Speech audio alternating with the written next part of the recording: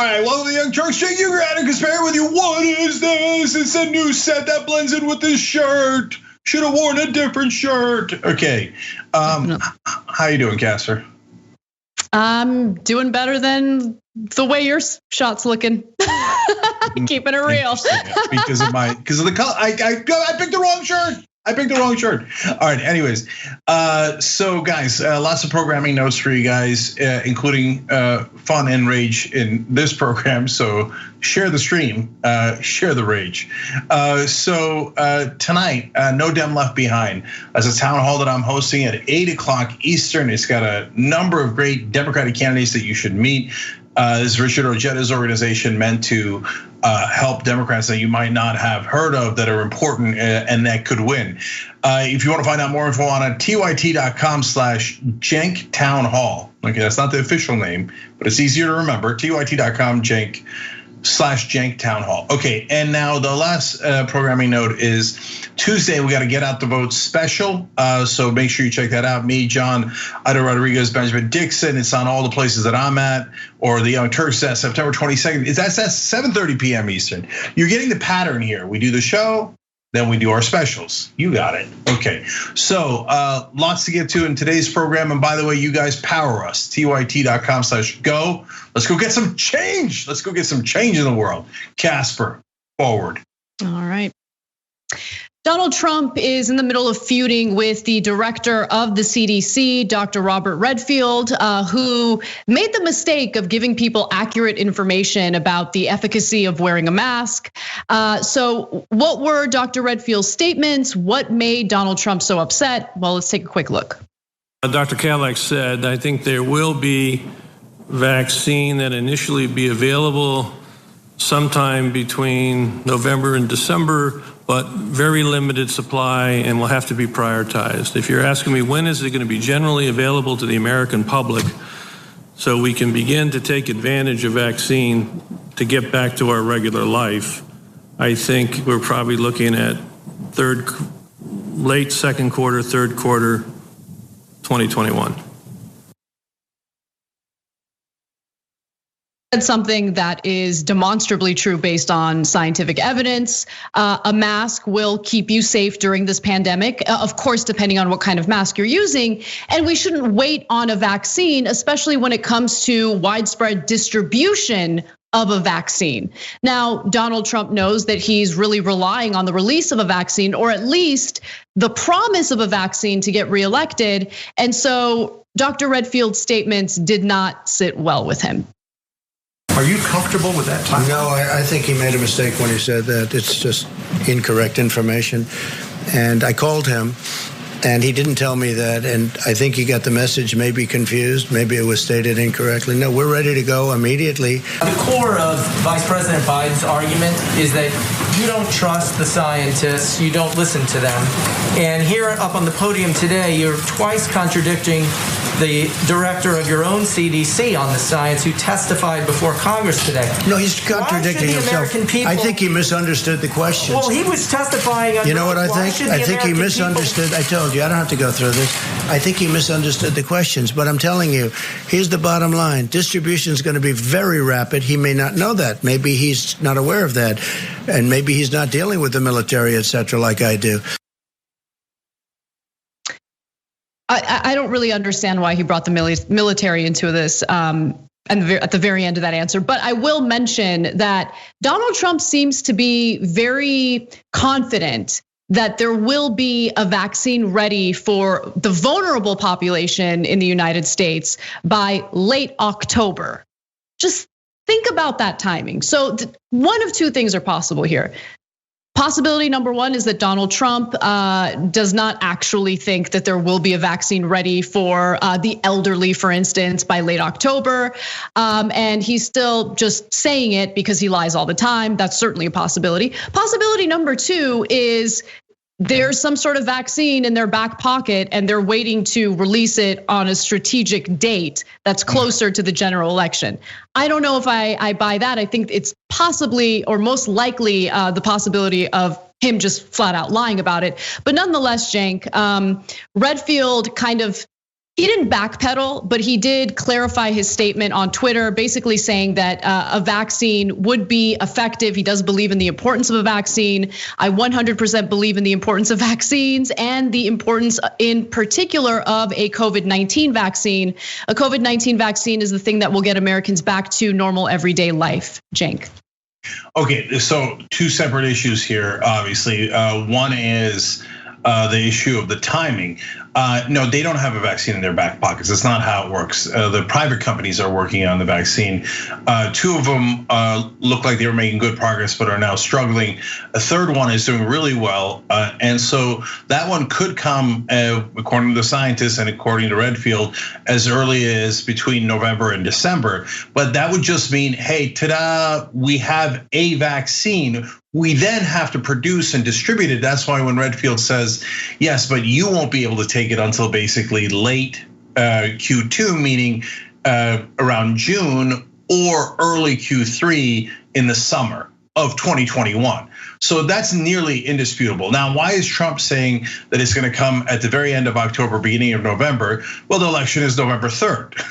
That doesn't take a rocket scientist to figure out. It doesn't take the head of the CDC to figure out why Trump is saying that. Now, of course, one thing about Trump is that he hasn't really thought this through. Plus, he's got a plan to try to lie his way through it. So what happens if none of the three private companies have the vaccine ready by November 3rd? So then he promised everybody, oh, it's gonna be ready, it's gonna be ready, it's gonna be ready. Oh, it's not ready. Well, you just actually did even more harm to your own campaign by overpromising something you had no control over.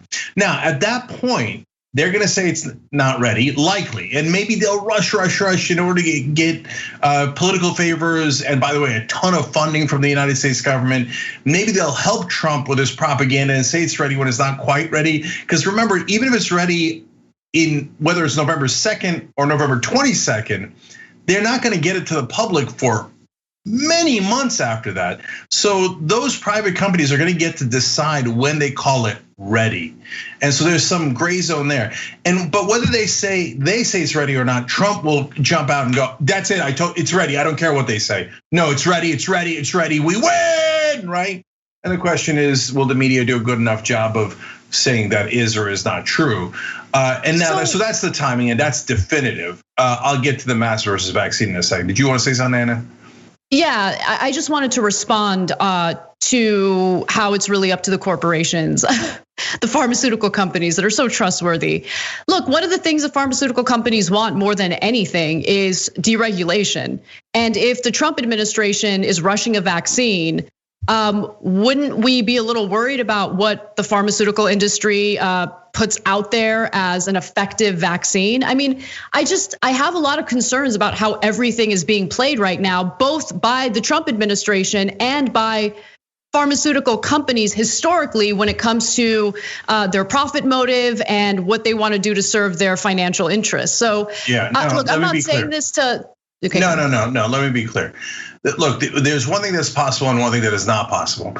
So what is possible is that one of those private drug companies says that the vaccine is ready, when in reality it'll be ready in another couple of weeks. So, and they do that in exchange for example, not lowering prescription drug prices, getting, et cetera. There's 1,000 things they want from the United States government and 1,000 reasons why they'd want to play ball. So if there's gonna be corruption, it'll be there, okay? In terms of the announcement of the vaccine timing, okay? But they will not lie about a vaccine being effective and then putting it out to market. The reason why I say that is it's not because I'm naive or I think that private companies are angels. No, it's because if you put out a vaccine that isn't safe and you didn't follow scientific protocol, everybody's watching, everybody in the world is watching, and all the investors are watching. And there's a good chance you will totally destroy your company if you rush out a vaccine that doesn't work. So it's too big a risk financially to do that. And they wouldn't do that for Trump or Democrats or anyone else. Because again, the bottom line is the only thing they care about. So I'm just keeping it real on what is possible and not possible. Now, turning to the mask, Redfield is largely right. You can't tell for sure until the vaccine arrives how effective it is. But a normal vaccine has some degree of effectiveness. So when you take the flu shot, for example, as I did this year, I got the flu anyway because it only protects a certain percentage of people. It does a really good job, but it's not 100% sure. What Redfield's saying is if you wear the mask right, well, it has almost no chance of transmitting from you to someone else, right? And if you wear the right kind of mask, that's also incredibly important. That's right. So if you wear the mask right in both those ways, is it more likely to be more effective than a vaccine? Yes, so he is correct. So Trump is wrong on both counts, as usual, by quite a bit. Now, at the same time, it doesn't mean that you're not looking forward to a vaccine because we don't want to wear these masks for the rest of our lives. Otherwise, we could never go inside a restaurant and eat. That's the whole point. We want to get rid of the masks. That's why you want the vaccine. But it is true that the masks are more effective or likely to be more effective. And as of course scientists are pointing out today, in the meanwhile, let's do both, right? And then once the vaccine's here, hopefully if it works sufficiently enough, we'll be able to take the masks off. Well, let's move on to William Barr because this is a story that you can expect from William Barr, but it is troubling if you're concerned about freedom and small government. So for all that we hear from Republicans who fearmonger about big government and how we need to ensure that we don't have a tyrannical government, consider the fact that recently Attorney General William Barr made it very clear that he's very much against our own democratic process, our democracy, and in favor of fascism. I know I sound like I'm being hyperbolic, but how about you watch this video and judge for yourselves?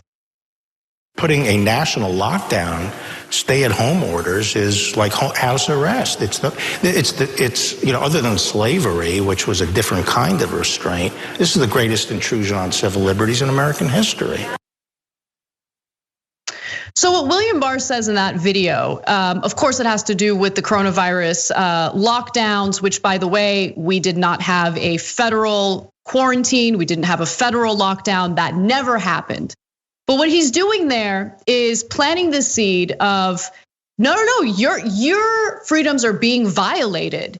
If you don't practice social distancing, if you decide to follow the social distancing guidelines, what's happening is you're being wronged. Your government is failing you, right?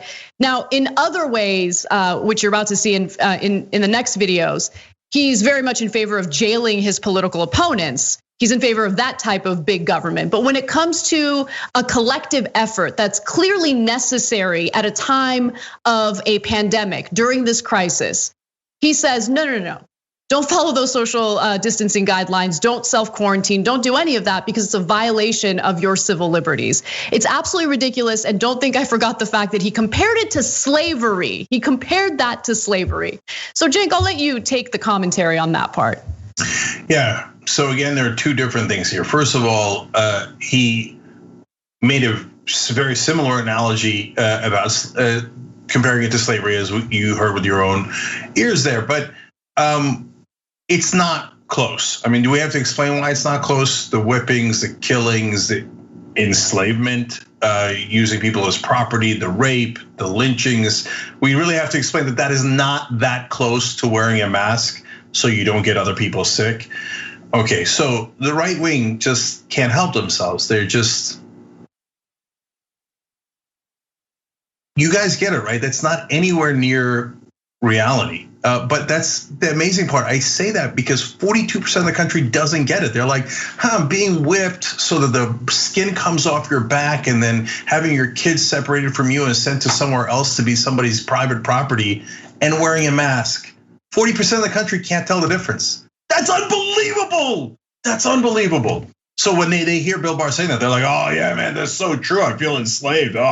And so now the second part of it is, so number one is slavery apparently by a little bit, and then number two in terms of taking away civil liberties is wearing masks voluntarily, okay, and saying, hey, you know what? Some indoor places are not going to be allowed to open because they spread disease like wildfire, right? But internment camps for the Japanese is that number three? Jim Crow that basically reinstituted terrorism and oppression against millions of African Americans. Is that number 4? Is it number 3? I mean, I can go on and on and on. But other than being offensive to human beings, it's offensive to the truth to say something so preposterous. I mean, I actually think that William Barr's sincere beliefs are that these social distancing guidelines and lockdowns and all of that, that's worse than slavery. Yeah, I mean, think about what Donald Trump did today, which hopefully we'll get a chance to talk about. It's a late breaking story. Donald Trump signed an executive order that would essentially stop our public schools from teaching about slavery and instead teach about American patriotism. That's not an accident. They don't really want to talk about this country's history. They don't want to talk about our dark past with racism, our current, racial tensions in the country. They want to deny it. I don't think that he's ever taken slavery seriously. I think if you were to ask him to answer that question sincerely, he would think that asking businesses to close or asking Americans to wear masks is worse than slavery. This is the type of person we're dealing with here. And unfortunately, in order for someone to be as, I guess, callous as William Barr is, as powerful as William Barr is, he needs bootlickers. Bootlickers like the chief of staff, Mark Meadows. Watch. Yeah. Last night said that lockdowns instituted by governors across the country is the worst violation of civil liberties in history except for slavery. Do you feel that? Well, when we look at lockdowns, when you look at individual liberties and who we are as a nation of freedom, many times when we give up those civil liberties, and I'm one that believe in those civil liberties are inherent, they're enshrined by our Constitution, and that we need to protect those, because when bad things happen, we sometimes, not always, but sometimes start to take away the liberties that are enshrined and are part of our constitutional rights and make us different as Americans than many other countries. The worst in history, I mean, Japanese internment camps. Yeah, I'm not familiar with the quote. Obviously, we've had a number of times where civil liberties have been trampled on, and certainly when we start to look down at forced confinement, those are tough. To compare them with the Japanese internment camp, I don't know that he made that analogy. I certainly wouldn't. I get it. I didn't see the quote. So again, asking people to wear masks to stop the spread of a lethal virus, that's apparently a violation of civil liberties. But sending federal agents to cities across the country to basically snatch up protesters and put them in unmarked vehicles, those aren't violations of civil liberties. And later on, by the way, we will get to some of the statements that Barr made that make it very clear that he loves big government and he certainly loves trampling on people's constitutional rights. Yeah, so I think that first of all, you make a good point on how they probably think it's worse than slavery. Why? Because they're conservatives, and if it doesn't affect them personally, they don't care about it at all. So they're like, slavery didn't affect me, so to me it's a big fat 0. Don't care about it at all. Don't think it was bad because it didn't bother me 1%. And so, but wearing a mask is a little annoying. So yeah, that's worse. It is for Bill Barr. And so now the second part of that, Anna, is, there's a reason why we're the worst in the world. Think about it, we're the worst, worse than any third world country you can think of in number of cases and number of deaths, okay? Because we didn't even do the bare minimum. Every other world leader, every single one of them said wear a mask. Trump and Barr and all these guys, except wearing a mask is like slavery. Let's all be stupid and just not wear masks and spread it around to everyone. Yeah, we got the worst deaths of any country in the world. I wonder how that happened. It happened because of that, you epically incompetent morons. Well, that part of what Barr had to say was troubling enough, but now let's focus a little bit on his trampling of First Amendment rights. So recently, William Barr shared his thoughts on what should be done to political opponents, and he certainly didn't hide how he feels about possibly prosecuting politicians he disagrees with. Barr reportedly instructed US attorneys during a conference call last week to seek several federal charges when prosecuting people accused of committing crimes related to demonstrations. He urged federal charges even when state charges could apply, sources told the newspaper. The Attorney General reportedly also encouraged federal prosecutors charge protesters with sedition. Barr says that Trump and the Department of Justice have unchecked, meaning unlimited power to do this. So where are all the right-wingers who claim that they were concerned about big government, because this is as big as it gets? The Attorney General has also asked prosecutors in the Justice Department's Civil Rights Division to explore whether they could bring criminal charges against Mayor Jenny Durkan of Seattle for allowing some residents to establish a police-free protest zone near the city's downtown. Where are all the free speech warriors?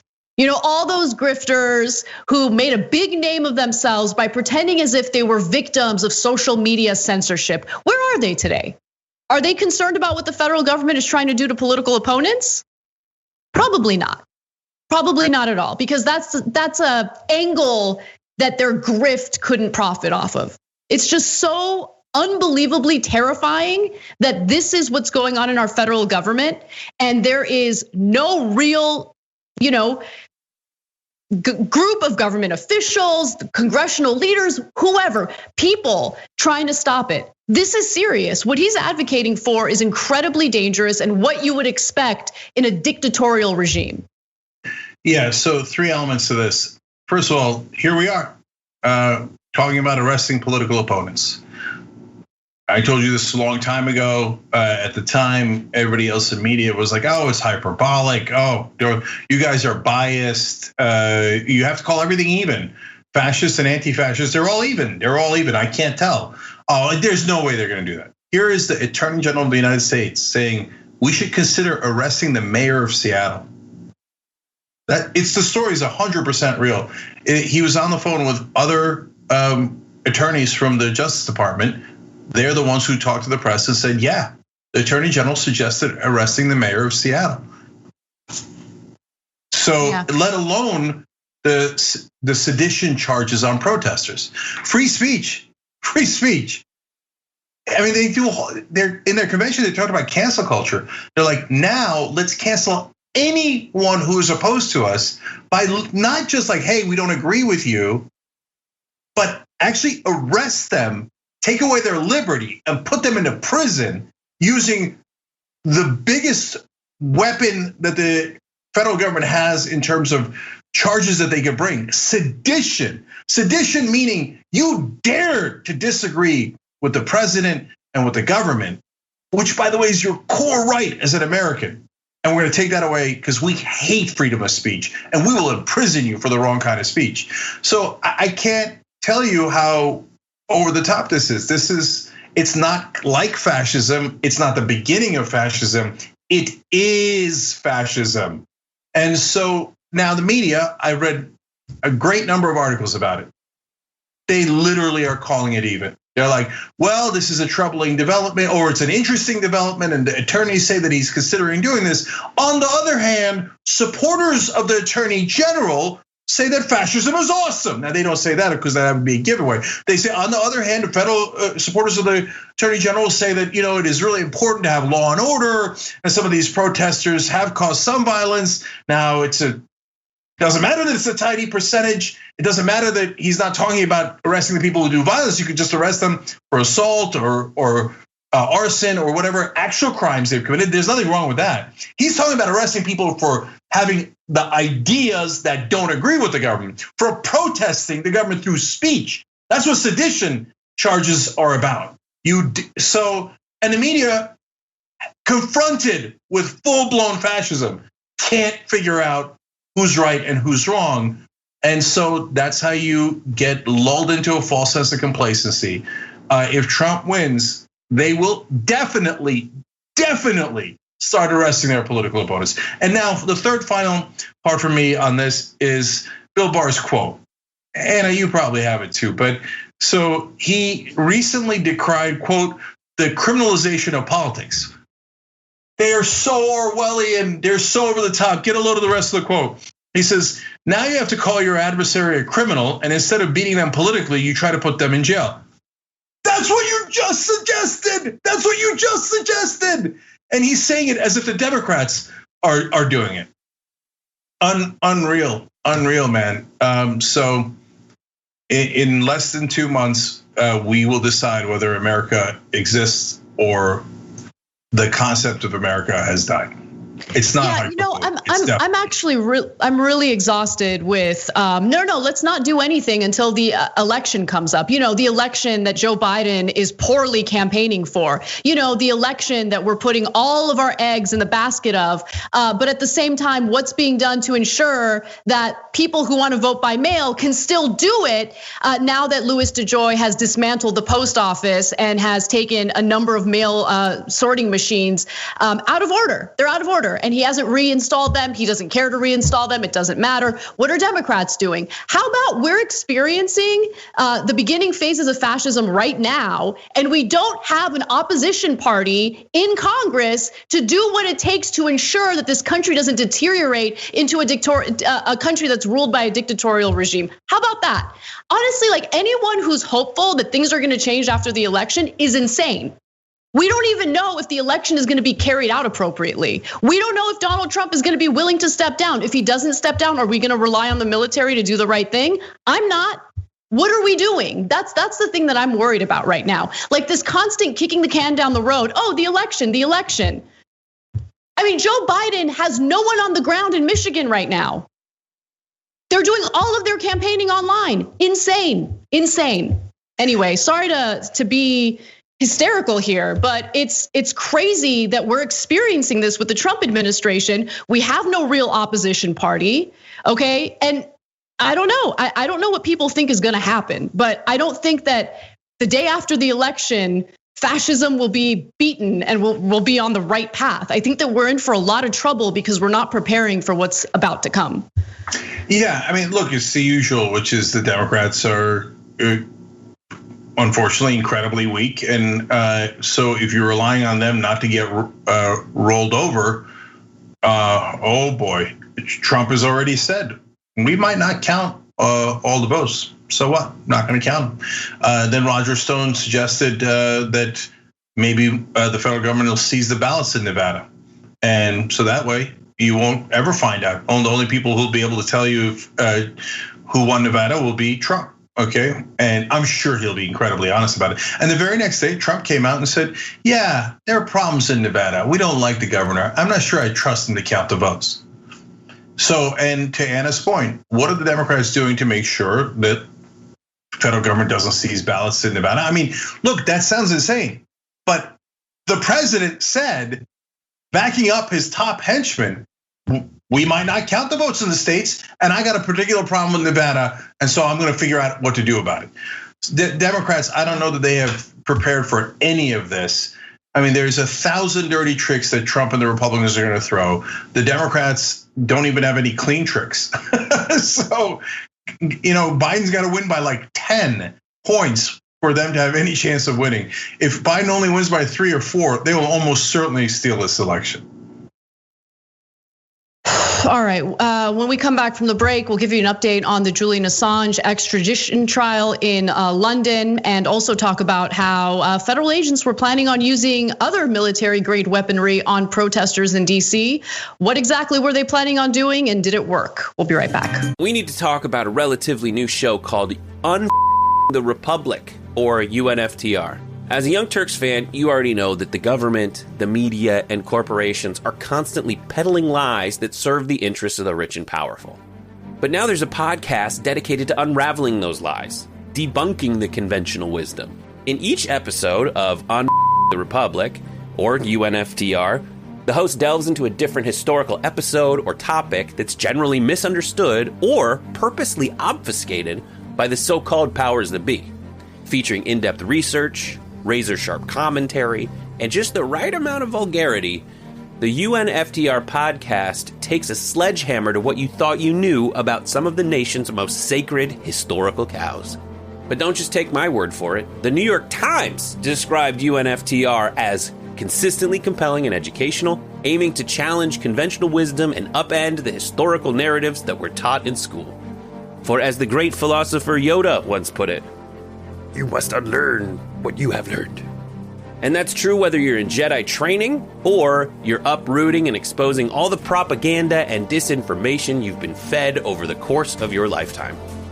So search for UNFDR in your podcast app today and get ready to get informed, angered, and entertained all at the same time.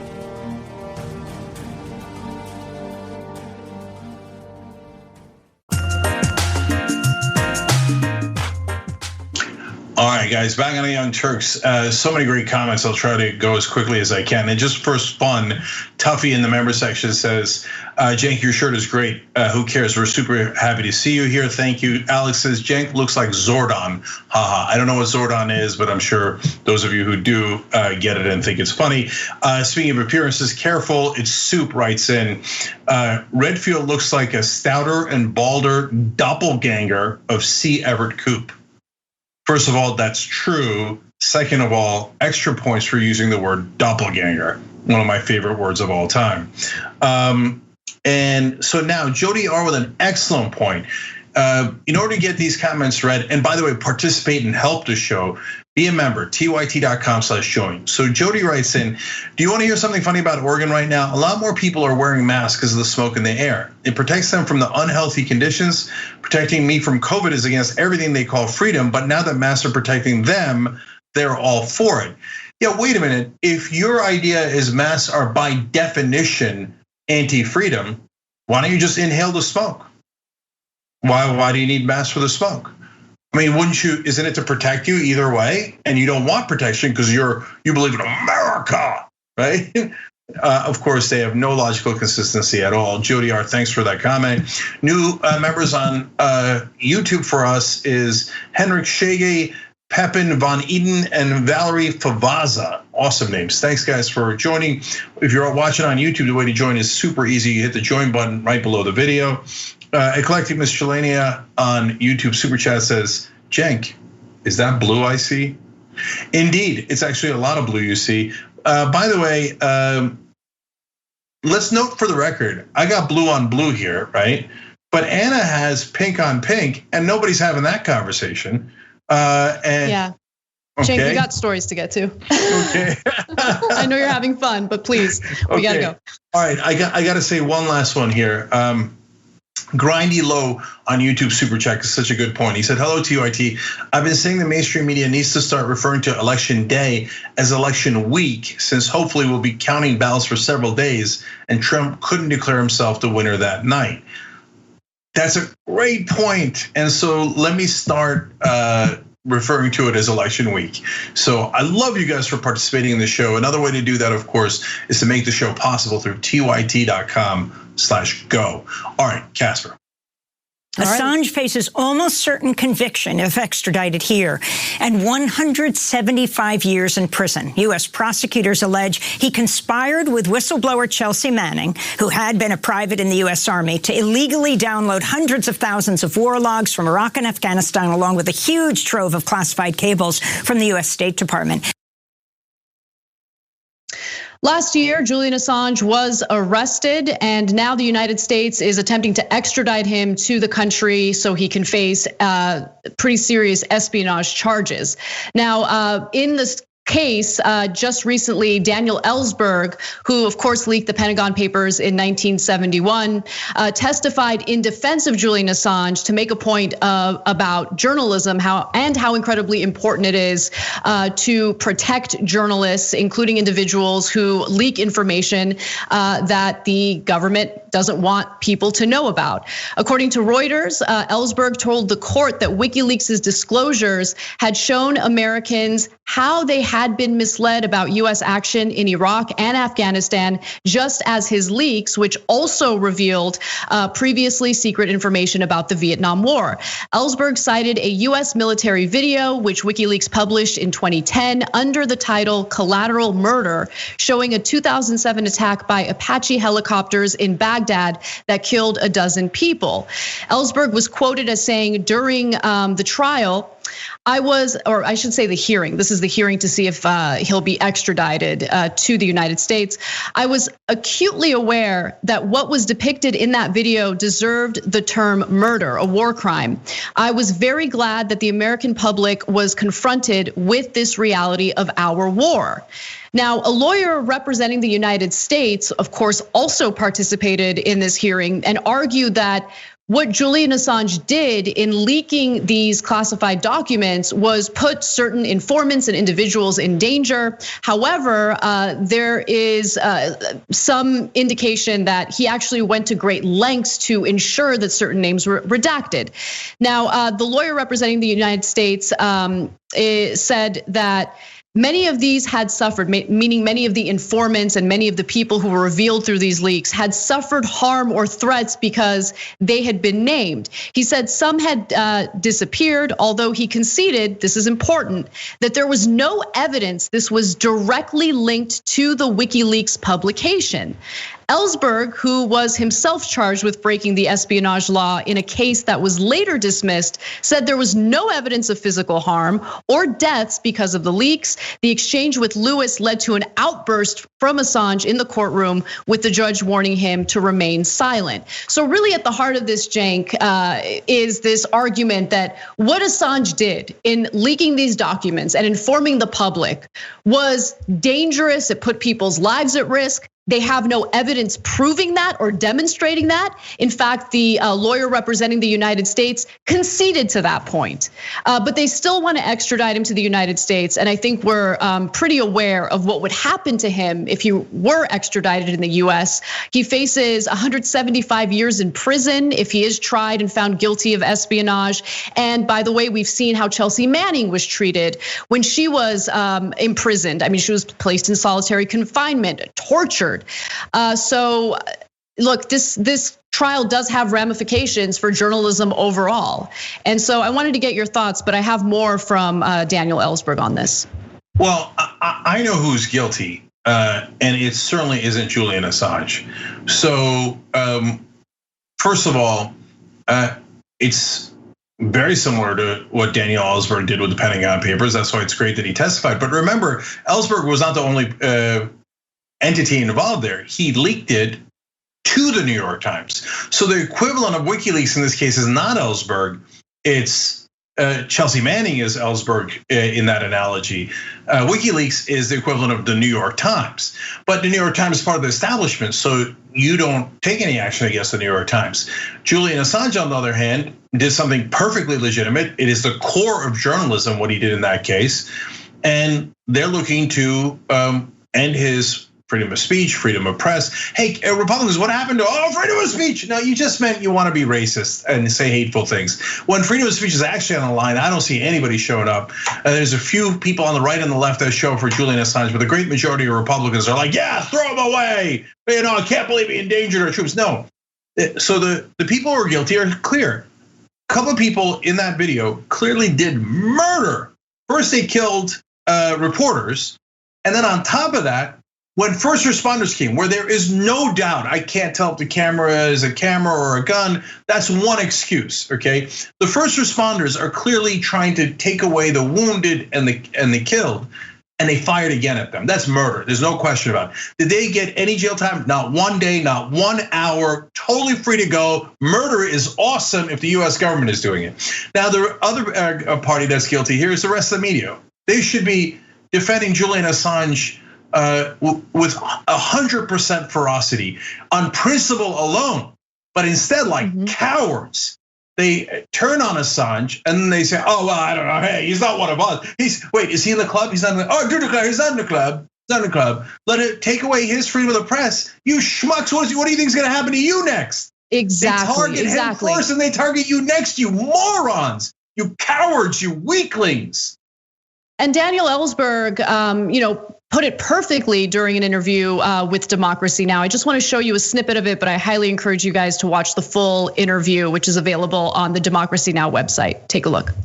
The American press is staring right down the barrel at the use of the Espionage Act against American journalists and publishers for doing journalism, for doing what they do best, at their best every day of getting information that the government doesn't want known to the public because of their wrongdoing, their lies, their crimes, whatever. There's a lot of those, and that's what is mainly the secrecy system is intended to protect indefinitely. Now, it's not only American journalists here, although the American First Amendment, the core of our form of government, I would say, is at stake at this right now and is being attacked. Actually, if Julian is extradited, as I say, as you said, it will lead to prosecution here and probably conviction, and he will be the first journalist and publisher, but not the last. New York Times probably won't be the second either. It might be the third or the fourth, and you, Amy, as well. Exactly. So any journalist can really be vulnerable if the outcome of Julian Assange's trial indicates that he can be convicted, extradited to the United States, by the way, under the Trump administration, and convicted of espionage. And by the way, in regard to the classified documents and this accusation that he revealed people's names, and that's what the real problem is here, there's an investigative journalist from Germany who actually is also testifying in favor of Julian Assange. John Goetz, an investigative reporter who worked at Germany's Der Spiegel magazine, said the US State Department had been involved in a conference call suggesting redactions, and WikiLeaks had agreed to hold back 15,000 documents for publication.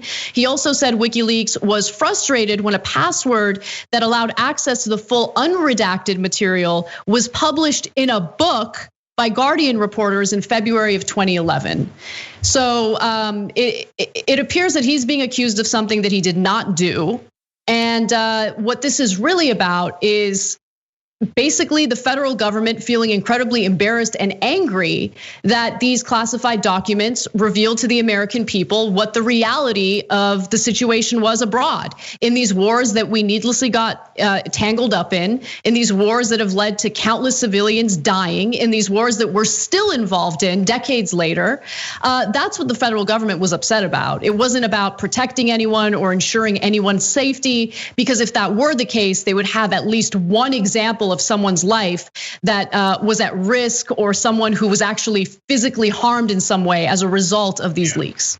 No, they're obvious liars. So, okay, if I'm a judge, all right, name one person. Just name, you keep saying that he endangered people's lives and somebody that people were hurt. Name the person, name one person. Oh, you don't have a person. Get the hell out of here. Throw the case out immediately, okay? But by the way, guys, even if you accept that premise, then they could shut down every single report from every single publication and say it could get someone hurt.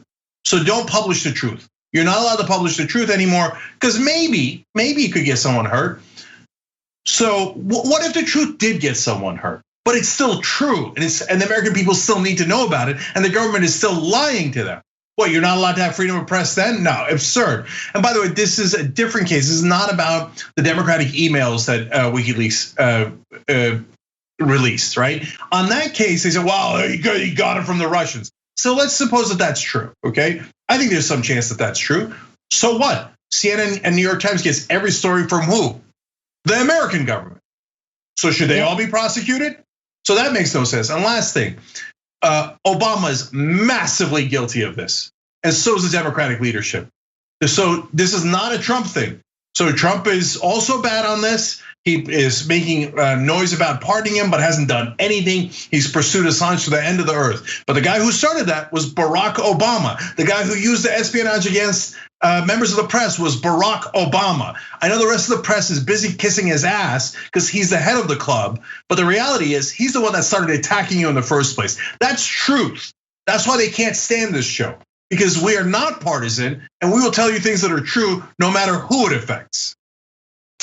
When we come back from the break, I will share some of the equipment, military grade weaponry that federal agents were planning on using against demonstrators in DC. Come right back. At TYT, we frequently talk about all the ways that big tech companies are taking control of our online lives, constantly monitoring us and storing and selling our data. But that doesn't mean we have to let them. It's possible to stay anonymous online and hide your data from the prying eyes of big tech. And one of the best ways is with ExpressVPN. ExpressVPN hides your IP address, making your activity more difficult to trace and sell to advertisers. ExpressVPN also encrypts 100% of your network data to protect you from eavesdroppers and cyber criminals. And it's also easy to install. A single mouse click protects all your devices. But listen, guys, this is important. ExpressVPN is rated #1 by CNET and Wired magazine. So take back control of your life online and secure your data with a top VPN solution available, ExpressVPN. And if you go to expressvpn.com/TYT, you can get 3 extra months for free with this exclusive link just for TYT fans. That's expressvpn.com/TYT. Check it out today.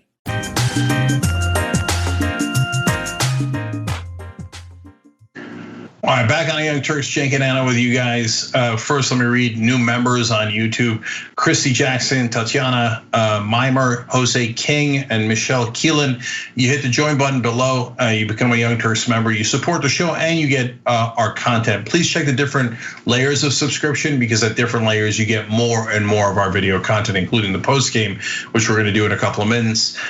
Kimber Maddox on YouTube Super Chat says about the Julian Assange story, just simply thank you for covering this issue. Thank you for caring about it, by the way. Glory Jones says, thank you for covering the Assange case as well.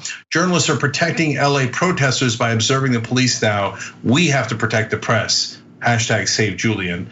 I agree. And then finally on Twitch, Sir Mick resubbed for their second month at tier 1 and wrote, get money out of politics so that the world can do more about climate change. Keep up the good work, TYT. Greetings from Denmark. I love you guys from all over across the country and the world. By the way, another easy way to help is to hit the share button whenever we're on, because that spreads our message, and hit the like button. These are all easy and it takes 1 second. All right, Anna, what's next? All right. The lead military police officer in the Department of Defense for the DC region actually did ask if the DC National Guard could deploy heat rays against demonstrators this past June 1st. Now, that was the day that protesters were in Lafayette Park and Donald Trump used federal agents to disperse the crowd violently, as we all saw in the videos. But now we're learning through email conversations that there was an attempt to use heat rays to make the demonstrators so uncomfortable that they would have no choice but to leave. Now, in written responses to the House Committee on Natural Resources, Major Adam DeMarco of the DC National Guard said he was copied on an email from the Provost Marshal of Joint Force Headquarters National Campaign Region. He was looking for 2 things: a long-range acoustic device, a kind of sound cannon known as an LRAD, and a device called the Active Denial System, or ADS. Now, the most problematic part about this is the ADS system, right? That is the equipment that would be used as a heat ray to make the protesters so uncomfortable that they would have no choice but to disperse. DeMarco, who had sought whistleblower protection, quoted from an email. He said he was forwarded to him that originated from the Provost Marshal that read, the ADS can provide our troops a capability they currently do not have, the ability to reach out and engage potential adversaries at a distance well beyond small arms range and in a safe, effective, and non-lethal manner. The email went on to say that the ADS can detect a beam toward a group, direct a beam toward a group that provides a sensation of intense heat on the surface of the skin. The effect is overwhelming, causing an immediate repel response by the targeted individual. Now, luckily, they did not have the equipment that was requested. That's certainly a good thing when it comes to ADS. But when it comes to the long-range acoustic device, also known as LRAD, it actually is a bit of a problem that they didn't have it and they didn't utilize it, because remember, the crowd was forced to disperse well before the curfew that was implemented, and the government did not announce that the crowd needed to disperse. It was a surprise attack with, you see it with the gas, with the federal agents using a great deal of physical force against the protesters. And so the whole point of the LRAD would be to notify the protesters effectively so they would all hear that they need to disperse. That didn't happen, which is why so many of the protesters had not dispersed before the federal agents went in on the crowd and started using brutal force. Anna, you're too much of a calm journalist. The dude was thinking of using a heat ray. We're talking about Dr. Evil here. He's a comic book villain. A heat ray, a literal heat ray. Okay, so you understand how dangerous and insane this is. Kirstjen Nielsen, remember her? She used to be the head of Department of Homeland Security, and she was a massive right winger. She's the one who defended the kids in the cages. Back when she was at DHS, Trump apparently considered using a heat ray at the border to basically, it heats up your skin so bad you think you're burning alive. And Nielsen's like, no, not only are we not going to do that, I don't care at what cost. You will never bring that up again, too, she said to people who were backing up the president, as long as I'm here. And by the way, she's not there anymore because the president doesn't like to hear that he can't use things like heat rays. I mean, what's next? Sharks with freaking laser beams on their heads? And by the way, that's not that far off. Remember earlier, Trump had suggested, this is actually true. I know it sounds unbelievable, but he suggested building a moat that had crocodiles or snakes in the moat at the border, and then spikes sticking out of the fence. And he said, I want to make sure that it could pierce human flesh, the spikes, and maybe an electrified fence and shooting immigrants, but in the leg. So when asked about it, administration officials said, well, the president really wanted things fixed quickly. In other words, they're not denying it. They're not denying it. So he is Dr. Evil. And okay, so that's the insane level we have now. And meanwhile, 50-50, I can't tell, should we vote for Dr. Evil or a rational, normal politician? Like, that's a question? That's a question. I mean, all he needs is a naked cat that he strokes for no reason. And by the way, like Dr. Evil, he only does it for the money. All he cares about is $1 million, which is, by the way, about all he has. So, but guys, on a serious note, I don't know if it burns people alive, but it certainly makes them feel like they're burning alive.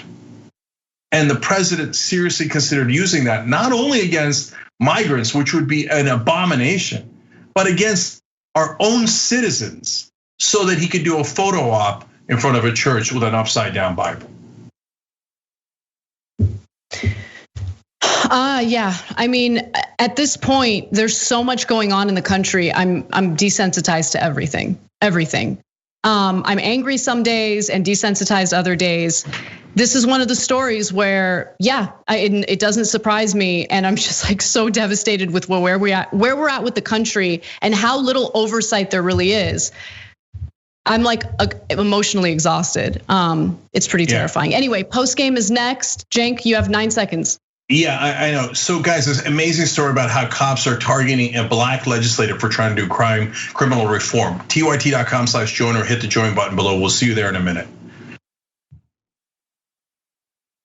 Thanks for listening to the full episode of the Young Turks. Support our work, listen ad-free, access members-only bonus content, and more by subscribing to Apple Podcasts at apple.co/TYT. I'm your host, Cenk Uygur, and I'll see you soon.